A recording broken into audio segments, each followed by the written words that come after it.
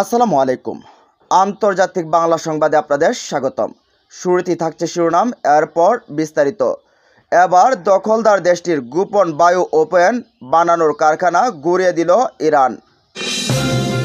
আরও থাকছে, কূটনীতি ধ্বংস করেছে যুক্তরাষ্ট্র, ভয়াবহ পরিণতি হতে পারে তাদের, বলছে পররাষ্ট্রমন্ত্রী আব্বাস আরাগচি। জানিয়ে দেব, তেলের বাজারে আগুন, যুক্তরাষ্ট্রের শেয়ার বাজারে ধসের ইঙ্গিত। এবং সবশেষ জানিয়ে দেব, হরমুজ প্রণালী বন্ধের অনুমোদন ইরানি সংসদের। এতক্ষণ শুনছেন সংবাদ শিরোনাম, এবার জানুন পুরো বিস্তারিত। এবার ইসরায়েলের গোপন বায়ু ওপেন বানানোর কারখানা গুঁড়িয়ে দিল ইরান। যুক্তরাষ্ট্রের হামলায় ইরানের গুরুত্বপূর্ণ পারমাণবিক স্থাপনা ক্ষতিগ্রস্ত হওয়ার পর পাল্টা জবাব দিয়েছে ইরানের সশস্ত্র বাহিনী। তারা জানিয়েছে, অপারেশন অনেস্ট প্রমিস 3 এর 20তম ধাপে একযুগে একাধিক ক্ষেপণাস্ত্র ছোড়া হয়েছে দখলদারদের বিভিন্ন লক্ষ্যবস্তুর দিকে। ইরানের রাষ্ট্রীয় সংবাদ মাধ্যম ফার্স নিউজের বরাতে জানা গেছে, দীর্ঘ পথ অতিক্রমকারী তরল ও কঠিন জ্বালানি মিশ্রণযুক্ত ক্ষেপণাস্ত্র ব্যবহার করে এই হামলা চালানো হয়। প্রতিটি ক্ষেপণাস্ত্রের প্রচণ্ড ধ্বংস ক্ষমতা ছিল। ইরানি বাহিনীর বিবৃতিতে বলা হয়, লক্ষ্যবস্তুগুলোর মধ্যে ছিল বেন গুরিয়ন আন্তর্জাতিক বিমানবন্দর, একটি জীবাণু গবেষণা কেন্দ্র, সরবরাহ ঘাঁটি এবং একাধিক কমান্ড ও নিয়ন্ত্রণ কেন্দ্র। এছাড়াও ক্ষেপণাস্ত্র আঘাত হানে তেল আবিব, নেস, সিনোয়া, হাইফার আবাসিক এলাকায়।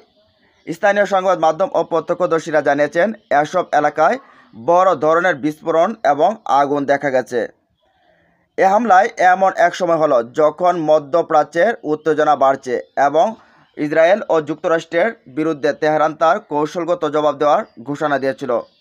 নেস সিনোয়ার জীবাণু গবেষণা কেন্দ্র, যা নিয়ে বহুদিন ধরেই বিতর্ক রয়েছে, এবার সরাসরি ইরানের ক্ষেপণাস্ত্রের লক্ষ্যবস্তু হলো এটি ইসরায়েল সবচেয়ে গোপন গবেষণা প্রতিষ্ঠানগুলোর একটি, যেখানে সামরিক উদ্দেশ্যে রাসায়নিক ও জীবাণু অস্ত্র তৈরির অভিযোগ রয়েছে। নেস সিনোয়া সরাসরি ইসরায়েলি প্রধানমন্ত্রীর দপ্তরের অধীনে পরিচালিত হয়। 2021 সাল থেকে এই প্রতিষ্ঠানের পরিচালক স্যামুয়েল ইউইৎসহাকি। গবেষণাতে শত শত পিএইচডি ডিগ্রিধারী বিজ্ঞানীরা কাজ করেন। তাদের গবেষণার বেশিরভাগই গোপন, বিশেষ করে যেগুলো সামরিক প্রকল্পের সঙ্গে যুক্ত। ডাচ সাংবাদিক বলেন, নিপ জানান, এই ল্যাবে নানা ধরনের নার্ভ গ্যাস, পক্ষাঘাত সৃষ্টিকারী রাসায়নিক ও ভাইরাস ব্যাকটেরিয়া নিয়ে গবেষণা হয়, যদিও দাবি করা হয় এসব প্রতিরক্ষা এবং বেসামরিক গবেষণার অংশ। ইরানের ভাষায় এই হামলা ছিল অত্যাচারী শক্তির বিরুদ্ধে নিপীড়িত জাতির জবাব। এদিকে কূটনীতি ধ্বংস করেছে যুক্তরাষ্ট্র, ভয়াবহ পরিণতি হতে পারে। ইরানের পররাষ্ট্রমন্ত্রী আব্বাস আরাগচি জাতিসংঘ মহাসচিব অ্যান্টনিও গুতেরেসের কাছে একটি কড়া চিঠিতে ইরানের পারমাণবিক স্থাপনাগুলোতে যুক্তরাষ্ট্রের সামরিক হামলার তীব্র নিন্দা জানিয়েছেন। তিনি এই হামলাকে আন্তর্জাতিক সম্পর্কের এক নজিরবিহীন ভাঙন হিসেবে উল্লেখ করেন, যার ভয়াবহ পরিণতি হতে পারে বলে সতর্ক করেন। চিঠিতে আরাগচি বলেন, এই উস্কানিমূলক এই অবৈধ আগ্রাসনের ফলে ব্যাপক বেসামরিক প্রাণহানি এবং দীর্ঘমেয়াদী পরিবেশগত ধ্বংসের সম্ভাবনা রয়েছে। তিনি জানান, রোববার ভোরে চালানো হামলাগুলোর ইরানের উত্তর ও মধ্য ও কেন্দ্রীয় অঞ্চলে অবস্থিত 3টি শান্তিপূর্ণ ইউরেনিয়াম সমৃদ্ধকরণ স্থাপনাকে লক্ষ্য করেছিল।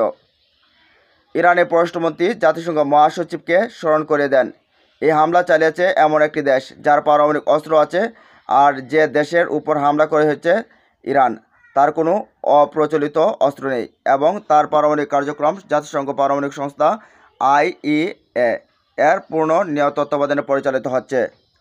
তিনি বলেন, এই নজিরবিহীন আগ্রাসন জাতিসংঘ ও বহুপাক্ষিক কাঠামোগুলোকে এক ভয়াবহ সংকটের মুখে ঠেলে দিয়েছে।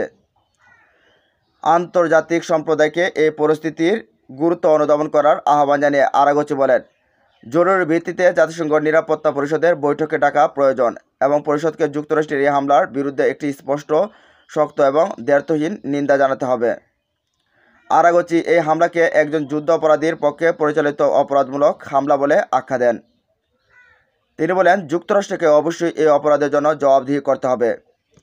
তিনি ইসরায়েলের প্রধানমন্ত্রী নেতানিয়াহুকে উল্লেখ করে বলেন, একজন যুদ্ধাপরাধী যিনি বর্তমানে আন্তর্জাতিক অপরাধ আদালতের গ্রেফতারি পরোয়ানার মুখে রয়েছেন।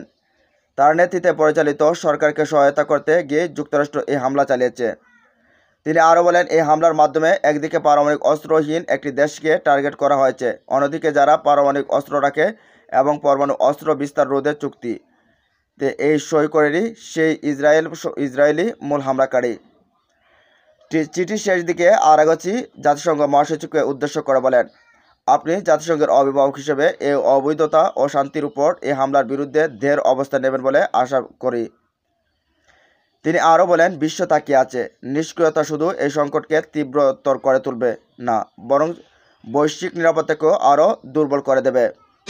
এদিকে তেলের বাজারে আগুন, যুক্তরাষ্ট্রের শেয়ার বাজারে ধসের ইঙ্গিত। আন্তর্জাতিক মানদণ্ড অনুযায়ী ব্র্যান্ড ক্রুড তেলের দাম বেড়ে ব্যারেল প্রতি $80 পৌঁছেছে, যা আগের তুলনায় 3.9% বেশি।